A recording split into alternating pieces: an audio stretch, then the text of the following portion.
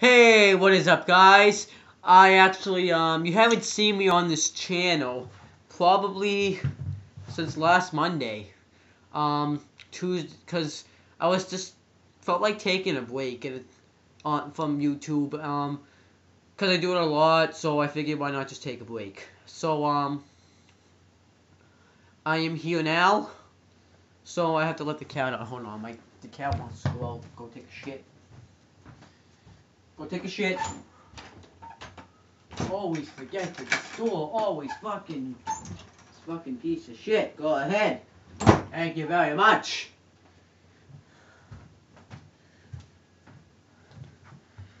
Good. Now the rat's in the room and the cat's outside. Yes, I have a rat, believe it or not. So, let's get to work. So, as I was saying, I haven't been on this channel because I felt like taking a break from YouTube since I give you guys wonderful videos. That and Adam didn't want to make YouTube videos because he was kind of mad. As for that, it wasn't like any of the other shows last week were good. Main Event wasn't just an average show. TNA kind of sucked. SmackDown was kind of pointless because at the time it was because of the Jack Swagger situation, which, by the way, I am happy that they're not suspending that guy because that would have been awful. And Saturday Morning Slam I didn't see, but it probably is a fucking piece of shit. So let's get to good stuff here. So let's get to the Raw of January 15th, 2013. Now this Raw,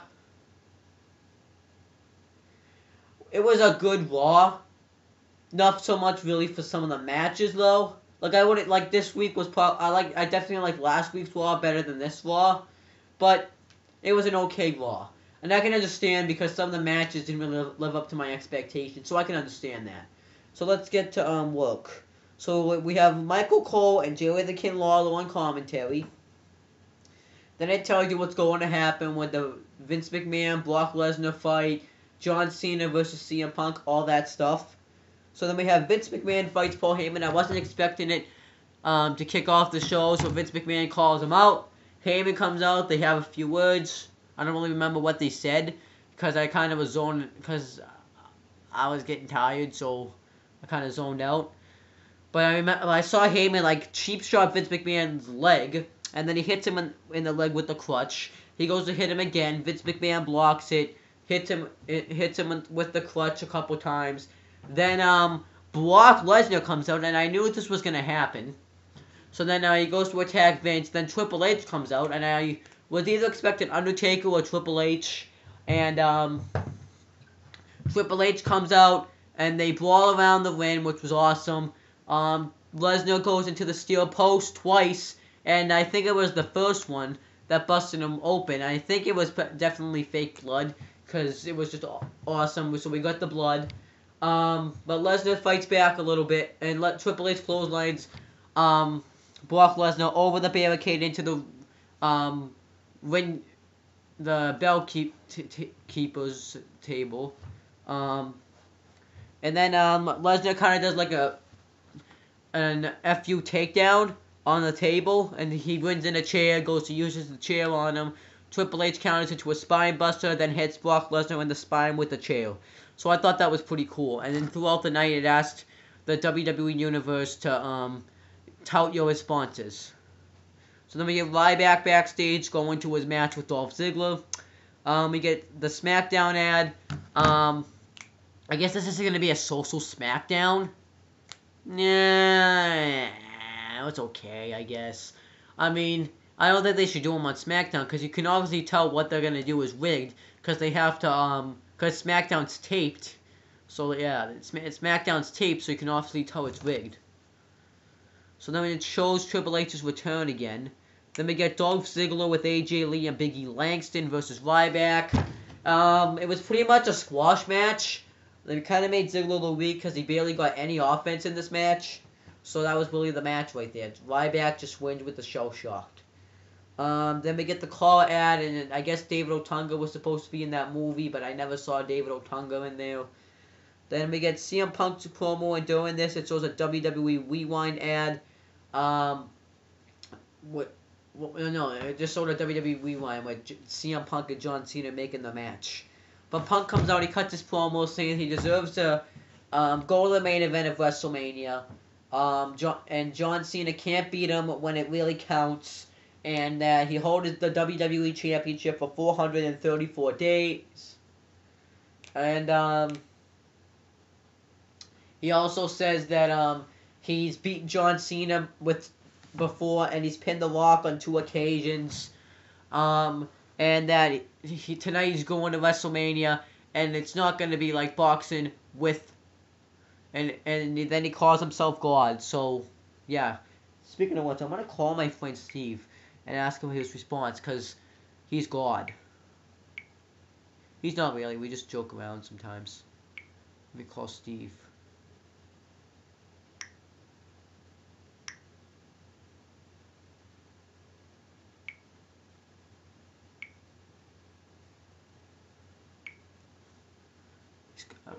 It's calling. Here he goes. Here comes my friend Steve.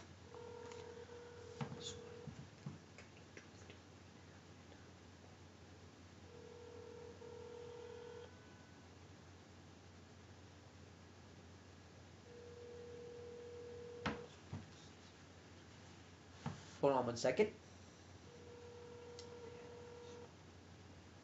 Your call has been forwarded to an automatic voice message system. 77428. We'll leave him a message. 467 is not available. At the tone, please record your message. When you have finished recording, you may hang up or press 1 for more options. Well, Steve, I don't know why you're not answering, because I just texted you, but I'm making a YouTube video right now, and I'm talking about CM Punk coming out and said that he was God, and you're God too. Well, I guess you're God, so I was wondering if you're going to be offended by that. So, call me, and I'll make a video when you call me. So that's pretty much it. I'm going to continue on with my video. If you are satisfied with your message, press 1 to listen to your message. Press 2 to view message review. Well, Steve, I don't know why you're not answering, because I just texted you, but I'm making a YouTube video right now, and I'm talking about CM Punk coming out and said that he was God, and you're God too. Well, I guess you're God, so I was wondering if you're going to be offended by that. So, call me, and I'll make a video when you call me. That's pretty much it. I'm going to continue on with my video. If you are satisfied with your message, press 1 to send your message with normal delivery. Thank you. Your message has been sent. Goodbye. So I guess he decided not to answer, so that's okay. Let's continue with Raw. Oh, and then we have Donald Trump's Hall of Fame induction ceremony. I guess he's going into the Hall of Fame, which is a good thing, because he did do a lot, because I am watching currently the true story of WrestleMania, which I can't watch today because I left it at my mom's house. What I guess is happening is he did a lot for WrestleMania 4 and 5 by putting them both into Atlantic City, and at WrestleMania 23 he did do that Battle of the Billionaires thing, so that's a good thing. So I will be talking about this eventually, so I'm glad he's going into the Hall of Fame. They do need to get a celebrity in there, and we were talking about him that day too, with big businessmen and everything, so that's kind of cool. Then we get the Great Khali and Mark Henry backstage going to the ring to face each other. We get the Great Khali versus Mark Henry. It was a match, and Mark Henry won with the World's Strongest Slam. Great Khali sucks. So then we have Miz TV with Alberto Del Rio and Jack Swagger. And during this, it shows a Fandango video package. And finally, Fandango is going to be on Friday Night SmackDown this Friday. So that's awesome. So then we have Miz TV with Alberto Del Rio and Jack Swagger. And I really liked what they did with this. Zeb Coulter did all the talking for Swagger, which I think is a good thing because it helps Swagger get over himself. He does still talk. I'm happy, but he doesn't talk as much. And Zeb Coulter's talking about how the a bunch of immigrants are pretty much what he's been saying. A bunch of immigrants are coming over illegally, and right now Del Rio has somebody's job that probably needs this job, and then and Del Rio tries to talk, and Jeff Coulter's like, "I'm an American. I'm asking for this time to talk. Allow me to have this time to talk." Then hold on 1 second. I got a cough. And then Zeb Coulter asked Del Rio how many if it's true that it takes 10 years to become a citizen of Mexico, and he said that it's true. Then Del Rio gets pissed off and says that this isn't your country, this is my country, and that he's heard of people like him, and he's never thought he had to meet one, and he did. So then he tells Del Rio, and then he challenges Swagger to fight him. Swagger says he'll see him at WrestleMania, and then We the People, and then he leaves. Then Randy Orton's backstage, going to a match with Cesaro. We get a WWE old school ad. They're gonna do this again. They did it in 20. You know what I'm gonna do? I'm gonna watch that, and then I'm gonna do a review on that, to do a series review on that. I think that would be something special. But yeah, that's pretty much what happened. It was kind of corny, but kind of funny. I guess that they showed this twice, the two versions. Their dad's trying to be old school, but they're not old school. It's just shit. Then it shows the aftermath of Miz TV, and I guess on the app you saw Miz leave, and Deb Coulter's like, "I don't like the way you handled that. You're biased. You're racist." He pretty much calls him racist towards Americans. Then Swagger ambushes him from behind, so that's kind of cool. So which sets up a match between them later tonight. Then we get Antonio Cesaro versus Randy Orton. Randy Orton wins with the RKO.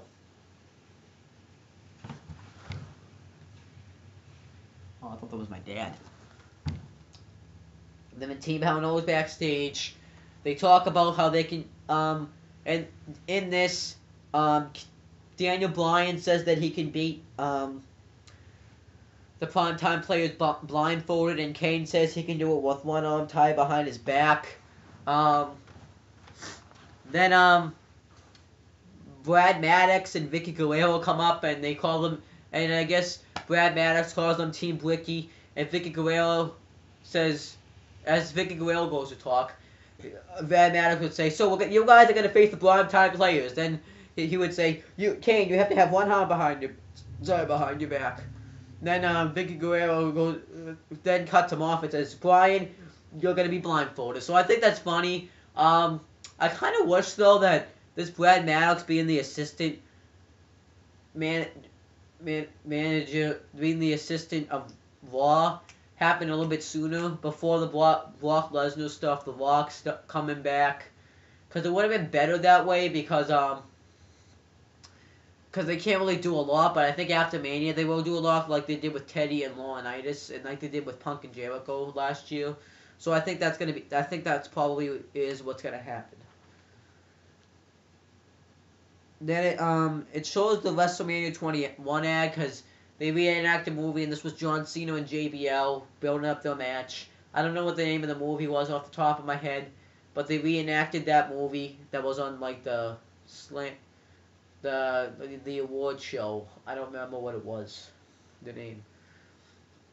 So then we have Sheamus' Scout Time, and this was kind of shit, but it was kind of good, and it kind of makes you question stuff. Like he pretty much trashes Wade Barrett's movie, the Dead. Well, he doesn't trash the movie. He kind of trashes Wade Barrett, how he just sits there and says nothing. Barrett comes out and says he's just jealous that you're not a movie star. Then he's gonna always have his looks. And he's gonna be on the red carpet tomorrow. So I'm assuming since this was Monday that he wasn't on SmackDown. That he's not gonna be on SmackDown on Friday since he's at the red carpet. So then Sheamus says, "You better hope you get a good side." Wait, I don't think you have a good side because of your nose. Barrett goes to give him the bullhammer. Sheamus goes to the rope kick, and he ducks away because he has to save the money. He has to save the face for the red carpet. I kind of hope this is the feud that they go for at Mania instead of Barrett and Bo Dallas. Not that I don't. Barrett's probably still not gonna win. Well, I don't know if he would have beaten Bo Dallas, but Bo Dallas just sucks. I hate Bo Dallas. He just is so generic. He just is just a weird dude. I just don't really like him that much. And Sheamus, I think, would fit more for the Intercontinental title. Maybe bring some prestige. Well, actually, there's kind of is prestige in it. But what happened? What I'm about to tell you later tonight is why I'm questioning if they will do that. Or if this was just to promote Barrett's movie. So then we have Cody Rhodes versus R-Truth with Damian Sandow and commentary. R-Truth beats him with the pay dirt. Sandow goes to attack him after. He fights him off. I have no idea where this is supposed to go. Maybe like the WrestleMania pre-show will be Team Old Scholars reuniting again versus the reuniting team of Kofi Kingston and R-Truth. I don't know. I don't really care. That's probably where it's leading to, though. Oh, the YouTube channel of Zeb Coulter and Jack Swagger, and they talk about jobs. I actually like these YouTube segments. I really am enjoying this angle. Maybe they will keep this going. I think because I think it's the right thing for business to give Swagger the title. So Jack Swagger,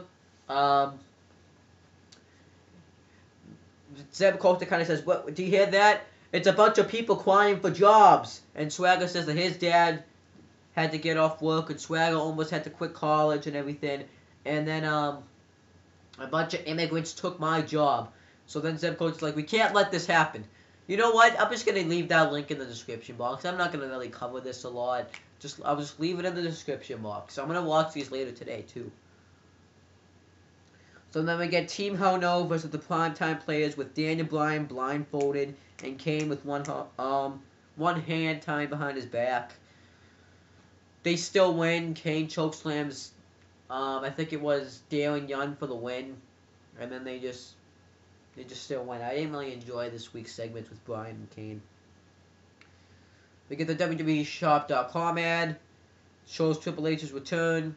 The Shield comes out and they cut a promo saying that they solved the John Cena problem, but there's still problems in the WWE. So as long as the Shield, as long as they are around, the problems will stop. And then they mention how no one can take them. And then Sheamus comes out and says that he wants to fight them. So then Roman Reigns and Dean Ambrose go up, but Orton comes out through the crowd and RKO's Seth Rollins and runs away. So I don't know what's gonna go on with Sheamus, if they're gonna do Sheamus and Barrett at Mania, or if they're gonna do Sheamus, Orton, and maybe like Jericho or Ryback versus the Shield. versus the Shield. I have no idea where this is leading to, though. I care, though. And I think maybe that we're going to turn Orton heel at maybe WrestleMania. So then we get WWE Old School ad. This is the other one I was talking about. And then it shows the Randy Orton and the Shield attack. Randy Orton and Sheamus attack of the Shield.